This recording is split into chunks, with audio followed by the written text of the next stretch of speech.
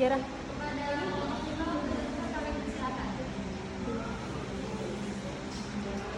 Konseling individu, pengertian konseling individu. Konseling individu merupakan suatu proses pemberian bantuan secara profesional yang dilakukan melalui interaksi langsung antara seorang konselor dan seorang konseling. Dalam proses ini, konselor bertindak sebagai fasilitator yang membantu konseling mengidentifikasi dan memahami dan menyelesaikan masalah pribadi yang sedang dihadapi. Masalah-masalah ini bisa berkaitan dengan aspek emosional, sosial, akademik, maupun karir.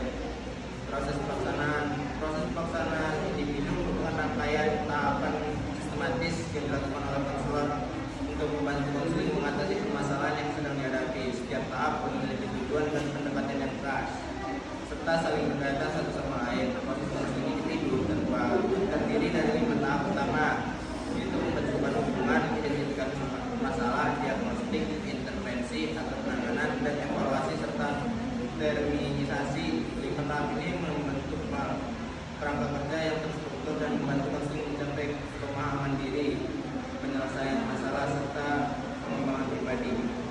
Prinsip dan teknik yang digunakan dalam teknik konseling individu. Prinsip konseling yaitu kerahasiaan, sukarela, individualitas, kemandirian. Teknik-tekniknya yaitu refleksi, klarifikasi, intervensi, dan konfrontasi dan pemberian informasi.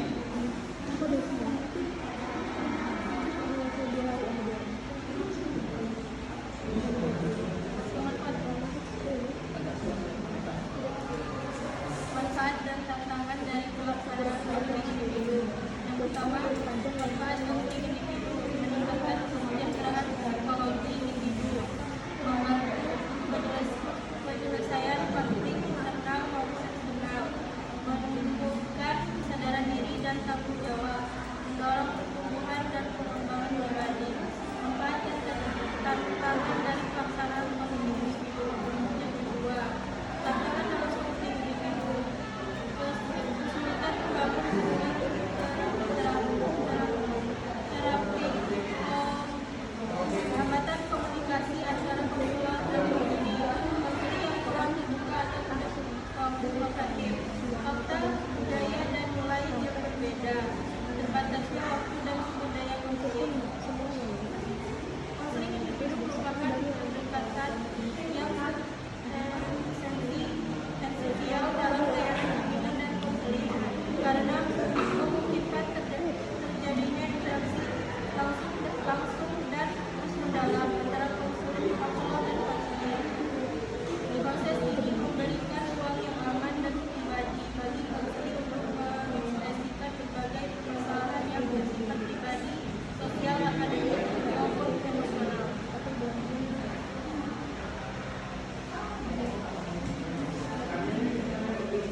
Selanjutnya kami membuka sesi diskusi kepada teman-teman yang ingin bertanya. Waktu dan tempat kami persilakan.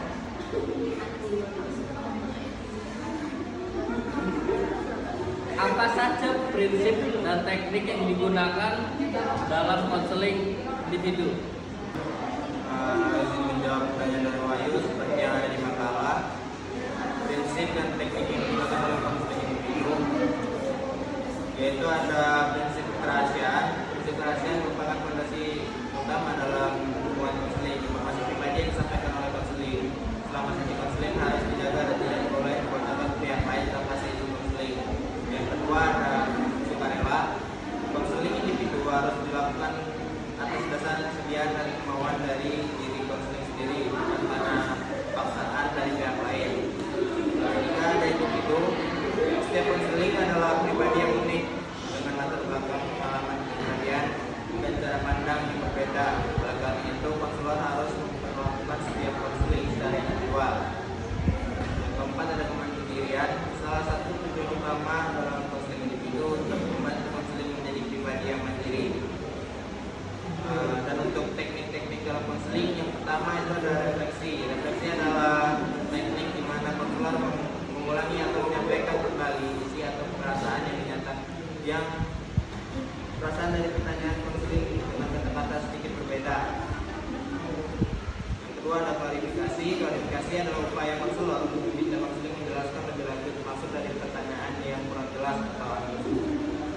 Ketika ada intervensi adalah bagian di mana konselor memberikan penafsiran atau makna terhadap pernyataan, perilaku atau pola yang muncul dari diri konseling.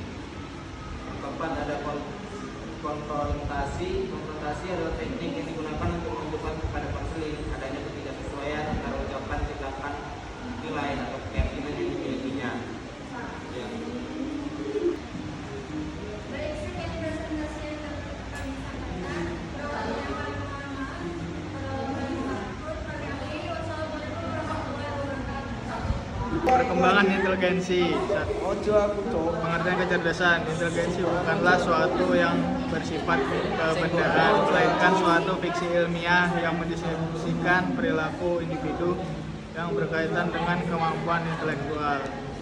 Dalam mengartikan inteligensi, para ahli mempunyai pengertian yang beragam. Di antara pengertian inteligensi itu adalah sebagai berikut. C.P. Chaplin 1905 mengartikan inteligensi itu sebagai kemampuan menghadapi dan menyelesaikan diri terhadap situasi baru secara cepat dan efektif. Anita E. Wolkoff mengemukakan bahwa menurut teori lama, inteligensi itu meliputi 3 pengertian, yaitu 1. Kemampuan untuk belajar keseluruhan pengetahuan yang diperoleh, dan 3. Kemampuan untuk beradaptasi secara berhasil dengan situasi baru. Binet menyatakan bahwa sifat hakikat inteligensi itu ada 3 macam, yaitu kecerdasan untuk menetapkan dan mempertahankan tujuan. Semakin cerdas seseorang akan semakin cakaplah baik dia membuat tujuan sendiri. Kemampuan untuk mengadakan penyesuaian dalam rangka mencapai tujuan tersebut. Kemampuan untuk melakukan otokritik. Perkembangan emosi. Pengertian emosi menurut English emosi adalah suatu keadaan perasaan yang kompleks yang disertai karakteristik kegiatan kelenjar dan motoris. Sedangkan Sarlito Wirawan Sarwono berpendapat bahwa emosi merupakan setiap keadaan pada diri seorang yang disertai warna efektif baik tingkat lemah, dangkal maupun pada tingkat yang luas. Pengaruh emosi terhadap perilaku dan perubahan. Memperkuat semangat apabila orang merasa senang atau puas atas hasil yang telah dicapai. Melemahkan semangat apabila si Eko timbul rasa kecewa karena kegagalan, dan sebagai puncak dari keadaan ini adalah emosi. Oh ini lama udah. Perkembangan inteligensi. 1. Inteligensi bukanlah suatu yang bersifat kebenduan. Ini kan definisi ilmiah yang mendeskripsikan perilaku individu yang berkaitan dengan kemampuan intelektual. Dalam mengartikan inteligensi, para ahli mempunyai pengertian yang beragam. Di antara pengertian inteligensi ini adalah sebagai berikut. 1. Sebagai kemampuan menghadapi dan menyelesaikan diri terhadap situasi baru secara tepat dan efektif. Mengemukakan bahwa teori lama inteligensi meliputi 3 pengertian, yaitu untuk belajar, keseluruhan pengetahuan yang diperoleh, dan kemampuan untuk beradaptasi secara luas. Terima kasih. Begini perkembangan. Sabar. Sing enek omong-omongnya sapa ya, Cek? Boris Johnson. Foto bet. Mesti Sarjono. Menurut teori Eko Sarjono. Ini loh, Cok. Kamu baca nggak? Ditinjau dari perkembangan kognitif menurut Yono. Ojo ira asu.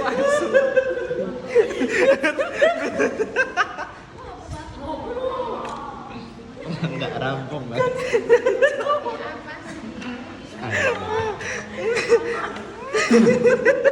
Bahagia. Iki awet menurut ini kok Yono tuh. Menurut Yono Gergensen. Ayo, Met, tenang, Met. Sebentar.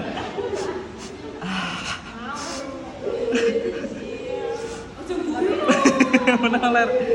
Perkembangan kognitif intelektual ditinjau dari perkembangan kognitif menurut Piaget. Kognitif menurut Piaget masa remaja sudah mencapai tahap operasi formal, remaja secara mental telah dapat berpikir logis tentang berbagai gagasan abstrak. Dengan kata lain, berpikir operasi formal lebih bersifat hipotesis dan abstrak, serta kata Yono sistematis dan ilmiah dalam memecahkan masalah daripada berpikir konkret. Nah, pada periode konkret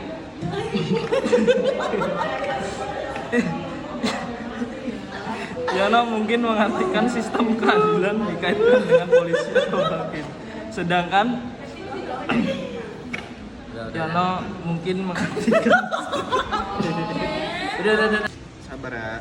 1, 2, 3. Lingkungan sekolah. Sekolah merupakan lembaga pendidikan formal yang secara sistematis melaksanakan program pendidikan, pengajaran dan latihan dalam rangka membantu siswa agar mampu mengembangkan potensinya, baik yang menyangkut aspek moral, spiritual, intelektual, emosional, maupun sosial. Mengenai perasaan sekolah dalam mengembangkan kepribadian anak, Eko mengemukakan bahwa sekolah. Baik, di sini saya akan membacakan tentang konseling individu. Konseling individu merupakan proses bantuan yang dilakukan secara tatap muka antara konselor dan klien untuk membantu individu memahami diri, mengatasi permasalahan, dan mengembangkan potensi diri secara optimal. Konseling ini menjadi pendekatan utama dalam layanan, bimbingan, dan konseling, khususnya untuk menangani permasalahan pribadi, sosial, akademik, dan karir yang bersifat individual. Tujuan konseling individu yang pertama ada membantu individu mengenal dan menerima diri sendiri. Yang kedua ada membantu menyelesaikan permasalahan yang dialami. Yang ketiga ada mengembangkan keterampilan sosial dan emosional. Tahapan konseling individu yang pertama ada tahap permulaan. Konselor membangun raport atau menciptakan suasana aman dan nyaman agar konseling merasa diterima. Yang kedua ada penjelajahan masalah atau asesmen. Konselor mengeksplorasi masalah yang dihadapi klien melalui wawancara observasi. Yang ketiga ada tahap penetapan tujuan dan intervensi. Yang keempat ada evaluasi dan terminasi. Terus kesimpulannya yaitu konseling individu merupakan layanan penting dalam bimbingan konseling anak dan remaja yang berfokus pada pemahaman dan penyelesaian masalah secara personal. Dengan pendekatan yang tepat, konseling individu dapat menjadi media efektif untuk membantu remaja menghadapi tantangan emosional, akademik maupun sosial. Terima kasih. Konseling individu merupakan proses bantuan yang dilakukan secara tatap muka antara konselor dan klien untuk membantu individu memahami diri, mengatasi permasalahan, dan mengembangkan potensi diri secara optimal. Konseling ini menjadi pendekatan utama dalam layanan bimbingan dan konseling, khususnya untuk menangani permasalahan pribadi, sosial, akademik, dan karir yang bersifat individual. Tujuan utama konseling individu adalah membantu individu mengenal dan menerima diri sendiri, membantu menyelesaikan permasalahan yang dialami, mengembangkan keterampilan sosial dan emosional, meningkatkan kemampuan dalam pengambilan keputusan. Tahapnya itu tahap permulaan, tahap penjelajahan masalah, tahap penerapan tujuan dan interpretasi, tahap evaluasi dan terminasi.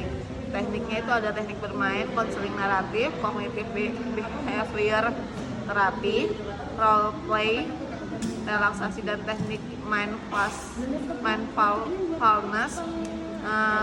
modeling dan penguatan positif. Peran konselor yaitu sebagai fasilitator, pendengar yang aktif, pemberi dukungan emosional, serta pembimbing dalam proses pengambilan keputusan yang tepat. Konselor juga memiliki empati, keterampilan komunikasi, dan pemahaman terhadap perkembangan anak dan remaja. Konseling individu merupakan layanan penting dan dalam bimbingan konseling anak dan remaja yang berfokus pada pemahaman dan penyelesaian masalah secara personal dengan pendekatan yang tepat. Konseling individu dapat menjadi media efektif untuk membantu remaja menghadapi tantangan psikologis, akademik, maupun sosial. Baik, di sini saya akan membacakan resume materi konseling individu. Yang pertama adalah konseling individu adalah proses bantuan yang dilakukan secara tatap muka antara konselor dan klien untuk membantu klien memahami dan mengatasi masalah pribadi, sosial, emosional, akademik, atau karya yang sedang mengalaminya. Tujuannya itu yang pertama adalah membantu klien memahami dirinya secara lebih baik. Yang kedua itu mendukung kesadaran akan masalah yang dihadapi. Ciri konseling individu adalah hubungan satu lawan, satu atau individual bersifat rahasia, fokus pada kebutuhan dan masalah klien. Selanjutnya ada tahapan yang terdapat pembentukan hubungan, identifikasi masalah, masalah, penetapan tujuan, intervensi, terminasi, tindak lanjut. Tekniknya itu ada tending, reflecting, questioning, summarizing, confrontation, self disclosure. Terima kasih. Baik, di sini saya akan membacakan materi tentang pengertian dan ciri-ciri perkembangan. Perkembangan dapat diartikan sebagai perubahan yang progresif dan kontinu berkesinambungan dalam diri individu dari mulai lahir sampai mati. Pengertian lain dari perkembangan adalah perubahan-perubahan yang dialami individu atau organisme menuju tingkat kedewasaannya atau kematangannya, yang berlangsung secara sistematis, progresif dan berkesinambungan, baik menyangkut fisik, jasmaniah maupun psikis rohaniah. Assalamualaikum warahmatullahi wabarakatuh. Saya akan mempresentasikan buku Psikologi Perkembangan Anak dan Remaja halaman 15 dengan judul Konsep Dasar Perkembangan. A. Pengertian dan ciri-ciri perkembangan. Perkembangan dapat diartikan sebagai perubahan yang progresif dan kontinu atau berkesinambungan dalam diri individu dari mulai lahir sampai mati. The progressive and continuous change in the organs from birth to death. Pengertian lain dari perkembangan adalah perubahan-perubahan yang dialami individu atau organisme menuju tingkat kedewasaannya atau kematangannya atau maturation yang berlangsung secara sistematis, progresif, dan berkeseimbangan, baik menyangkut fisik atau jasmaniah maupun psikis atau rohaniah. Makasih. Assalamualaikum warahmatullahi wabarakatuh. Assalamualaikum warahmatullahi wabarakatuh. Saya Hendita Saputri. Di sini saya akan mempresentasikan hasil rangkuman saya, yang mana saya ambil dari sumber Koreji 2017 tentang konseling individu, pengertian dan tujuan konseling individu, definisi konseling individu. Teori konseling individu. Yang pertama ada psikoanalisis dari Sigmund Freud. Yang kedua behavioristik dari Skin Bandura. Yang ketiga ada humanistik dari Rogers. Yang keempat ada kognitif dari Alice Beck. Yang kelima ada eksistensial. Lalu ada gestalt dan realitis. Proses konseling individu. Tahap konseling yaitu pengantar, eksplorasi, intervensi, terminasi. Yang kedua, keterampilan dasar konselor, yang mana ada mendengarkan aktif, empati, refleksi, pertanyaan terbuka. Etika konseling yaitu prinsip dasar etika, yaitu kerahasiaan, otonomi, non-malefiansi, benefits. Kode etik profesi konselor. Lalu ada teknik dan strategi konseling. Teknik bertanya, memberi umpan balik, reframing. Ada strategi pendekatan individual berdasarkan kasus klien. Lalu ada asesmen dan diagnostik dalam konseling yang memuat observasi, wawancara, tes psikolog. Lalu ada identifikasi masalah dan perencanaan intervensi. Yang terakhir evaluasi dan terminasi, evaluasi efektivitas konseling, menutup hubungan konseling dengan baik. Baik, itu saja yang dapat saya rangkum. Kurang lebihnya saya mohon maaf. Assalamualaikum warahmatullahi wabarakatuh. Assalamualaikum warahmatullahi wabarakatuh. Nama saya Okarina. Saya akan merangkum semua aspek perkembangan saling mempengaruhi. Setiap aspek perkembangan individu, baik fisik, emosi, inteligensi maupun sosial, satu sama lain saling mempengaruhi terhadap hubungan atau korelasi yang positif di antara aspek tersebut. Gangguan sering sakit-sakitan, maka dia akan mengalami kelemahan dalam perkembangan aspek seperti kecerdasannya kurang berkembang dan mengalami kelebihan emosional. Dan yang ketiga, perkembangan itu mengikuti pola atau arah tertentu. Perkembangan terjadi secara teratur mengikuti pola atau arah tertentu. Setiap tahap perkembangan merupakan hasil perkembangan dari tahap sebelumnya, yang merupakan persyaratan bagi perkembangan selanjutnya. Contohnya, untuk dapat berjalan seorang anak dan berjalan merupakan prasyarat bagi perkembangan selanjutnya, yaitu berlari atau meloncat. Sekian. Saya Zahra Samia akan membacakan rangkuman saya. Konseling individu adalah proses terapi di mana seorang konselor atau terapis bekerja dengan individu untuk membantu mereka mengatasi masalah pribadi, emosional, atau psikologis. Selama sesi konseling, individu dapat berbicara secara terbuka tentang perasaan, pikiran, dan pengalaman mereka dengan tujuan untuk mendapatkan wawasan baru, mengatasi masalah, serta mengembangkan keterampilan coping yang lebih sehat. Proses konseling ini dapat mencakup berbagai pendekatan seperti terapi kognitif behavioral atau CBT, terapi psikodinamik, atau pendekatan lainnya tergantung pada kebutuhan individu dan masalah yang dihadapi. Konseling individu bertujuan untuk meningkatkan kesejahteraan mental dan emosional, memberikan dukungan dalam pengembalian keputusan, serta membantu individu mencapai tujuan pribadi atau mengatasi stres dan kecemasan. Terima kasih. Pada masa remaja berkembang sosial kognitif itu kemampuan untuk memahami orang lain. Remaja memahami orang lain sebagai individu yang kemudian baik dan buruk bersifat. Pada masa remaja ini berkembang sikap konflik konsekuensi untuk mengenal atau mengikuti opini, pendapat, nilai, kebiasaan. Penyusunan sosial itu mengenai sebagai kemampuan untuk mereaksi terhadap realitas sosial, situasi, dan relasi remaja dan memiliki kemampuan menyusun sosial ini. Baik dalam lingkungan keluarga, sekolah, dan masyarakat, karakteristik terhadap 3 lingkungan tersebut adalah sebagai berikut. Yang pertama di lingkungan sekolah, di lingkungan keluarga, yaitu menjalin hubungan yang baik dengan para anggota keluarga. Yang kedua ada lingkungan sekolah, bersikap tertib dan mampu menerima peraturan sekolah. Yang ketiga di lingkungan masyarakat, mengakui dan respect terhadap orang lain. Baik, persahabatan atau teman bermain bagi Anissa sebagai sosial untuk mendapatkan teman di luar rumah atau apabila persahabatan di luar rumah tidak memungkinkan. Sedangkan dari sudut pandang sosiologis, fungsi keluarga ini dapat diklasifikasikan ke dalam fungsi berikut. Yang pertama adalah fungsi biologis. Keluarga dipandang sebagai perantara sosial yang memberikan legalitas, kesempatan, dan kemudahan bagi para anggotanya untuk memenuhi kebutuhan dasar biologisnya. Kebutuhan itu meliputi yang pertama, pangan, sandang, dan papan. Yang kedua, hubungan seksual suami istri. Dan yang ketiga, reproduksi atau pengembangan keturunan atau keluarga yang dibangun melalui pernikahan merupakan tempat atau penyediaan bibit-bibit insasi yang fitrah. Dalam memenuhi kebutuhan pangan perlu diperhatikan tentang kaidah halalan thayyibah atau halal dan bergizi.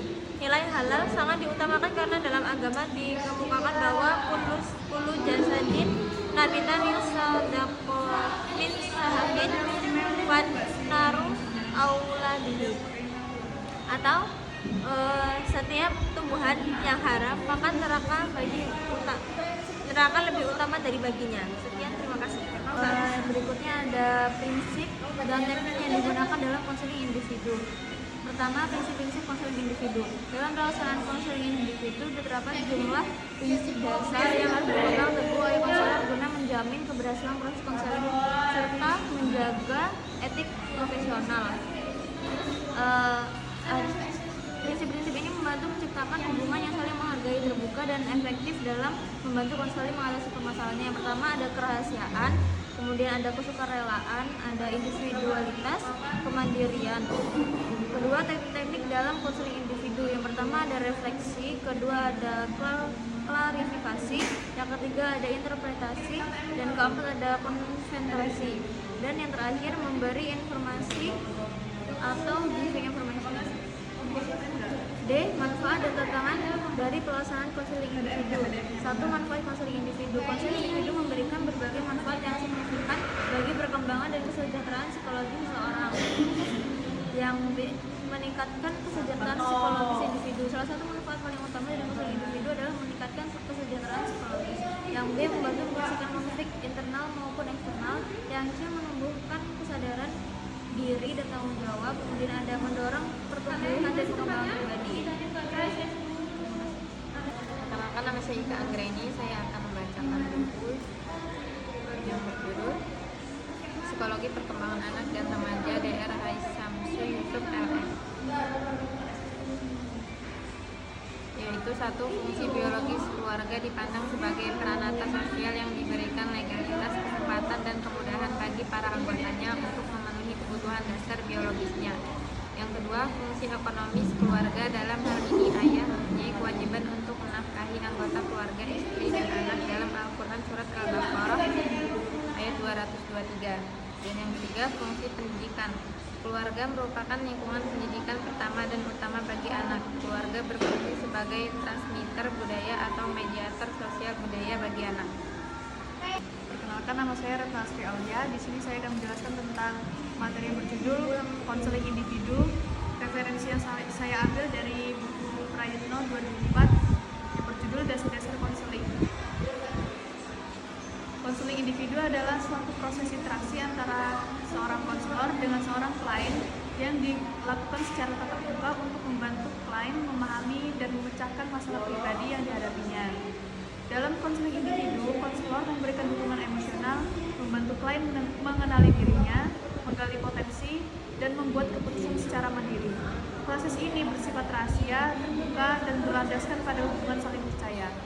Ciri utama dari konseling individu adalah fokus pada kebutuhan unik klien, hubungan yang bersifat pribadi, dan pelaksanaan secara bertahap sesuai perkembangan klien. Tujuan akhirnya adalah untuk meningkatkan kesehatan mental dan kualitas hidup klien. Perkembangan moral dan spiritual anak dan remaja adalah proses yang sangat penting dalam membentuk karakter dan identitas mereka. Pada masa anak-anak, nilai-nilai moral dan spiritual mulai diajarkan melalui keluarga dan lingkungan. Sementara pada masa remaja, mereka mulai mengembangkan pemahaman yang lebih mendalam dan personal tentang nilai-nilai tersebut. Faktor-faktor seperti keluarga, sekolah, dan teman sebaya memiliki pengaruh yang besar dalam perkembangan moral dan spiritual anak dan remaja. Oleh karena itu, penting bagi kita sebagai orang tua, pendidik, dan masyarakat untuk memberikan dukungan yang tepat dalam proses pengembangan ini. Melalui pengembangan yang baik, anak dan remaja dapat tumbuh menjadi individu yang memiliki karakter moral dan spiritual yang kuat, yang dapat menghadapi tantangan kehidupan dengan bijak dan penuh integritas. Tugas perkembangan peserta didik. Tugas perkembangan adalah serangkaian tugas yang harus dijelaskan peserta didik pada periode kehidupan fase perkembangan tertentu. Tugas perkembangan bersumber dari kematangan fisik, tuntunan masyarakat atau budaya dan nilai-nilai serta populasi individu. Keberhasilan peserta didik menyelesaikan tugas perkembangan fase berikutnya. Baliknya, kegagalan peserta didik menyelesaikan tugas perkembangan membuat mereka kecewa dan atau diremehkan orang lain. Kegagalan ini akan menyulitkan atau menghambat peserta didik menyelesaikan tugas-tugas perkembangan fase berikutnya. Tugas perkembangan merupakan salah satu aspek yang harus dipahami guru bimbingan dan konseling atau konselor, karena penetapan tugas perkembangan merupakan sasaran layanan bimbingan dan konseling. Sekian saya. Tugas perkembangan peserta didik. Tugas perkembangan adalah serangkaian tugas yang harus diselesaikan peserta didik pada periode kehidupan atau fase perkembangan tertentu. Tugas perkembangan bersumber dari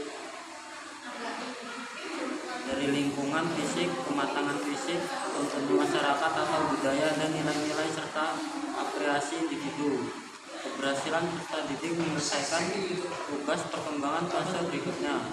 Sebaliknya, kegagalan peserta didik menyelesaikan tugas perkembangan membuat mereka kecewa dan atau diremehkan orang lain. Kegagalan ini akan menyulitkan atau menghambat peserta didik menyelesaikan tugas-tugas perkembangan fase berikutnya. Tugas perkembangan merupakan salah satu aspek yang harus dipahami guru bimbingan dan konseling atau konselor, karena pencapaian tugas perkembangan merupakan sasaran layanan bimbingan dan konseling.